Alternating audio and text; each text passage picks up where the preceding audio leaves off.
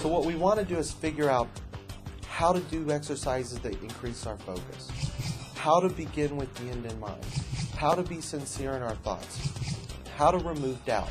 The secret to the secret that I'm talking about is how can you refine yourself to become better. We can all step out on the court and play tennis, but if we know how to do things like adjust our elbow, move our hips, little things that make it better, your mind can then focus on the things it needs to do to become more efficient. Right, so what we're going to do is we're going to talk about an exercise that you can actually do to improve your power of thought, your power of focus. And it's a simple exercise. It's one we can all do. You're going to need two things. Number one, you're going to need a candle. And this isn't just any candle, but it's not a special candle. You need a candle that as it's burning produces a little bit of smoke. And number two, you need a room that doesn't have a lot of wind or any sort of disturbance. And we're going to light that candle and we're going to put it 10, 15, 20 feet away. It doesn't really matter. And as you look at that candle, you can see the smoke. And if it's set up properly and there's not much wind in the room, that plume of smoke, for the most part, is going to go straight up. And this is where the fun begins.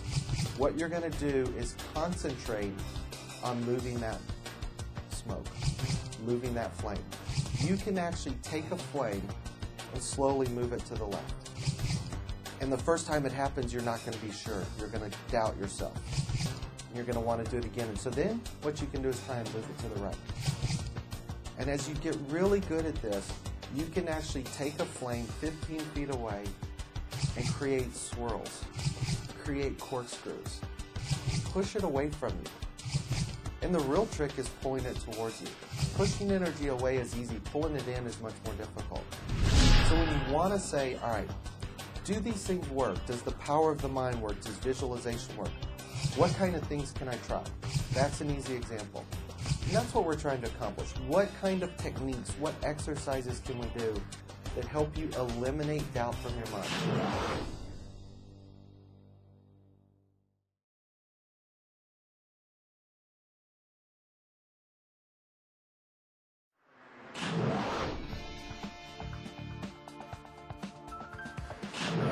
I promise you, these techniques will work. These are simple things that you can accomplish, but how are you going to go about it? Let's begin with the end in mind. I'm going to place you on the top of a mountain. Whatever your goal is, if your goal is financial success, relationship success, it doesn't matter. Let's use the analogy, you're at the top of a mountain. And at the top of the mountain, you need to visualize yourself standing at the top of the mountain, looking out over the horizon. And what's that going to feel like when you've accomplished it? What's it going to feel like when you're standing at the top and you know you've been successful? Because being successful is like climbing a mountain. It's not a straight shot. You're going to have twists and turns and hitchbacks, and sometimes the trail's going to take you down. And when you think life is bringing you backwards, it's not. As long as you consistently see yourself at the top of the mountain. That's what you need your mind to believe. This will work. It will work invariably if you believe it will, you set your goals, you see yourself at the top of the mountain, and you focus on what you want. When you create your goal, when you create your accomplishments, when you physically believe you can accomplish what you want to accomplish, that's when the law of attraction starts working. That's the secret to the secret. It's how do you believe, what do you believe, and why do you believe it will happen. Hopefully, this will help you. Change your mind, change your actions, change your life.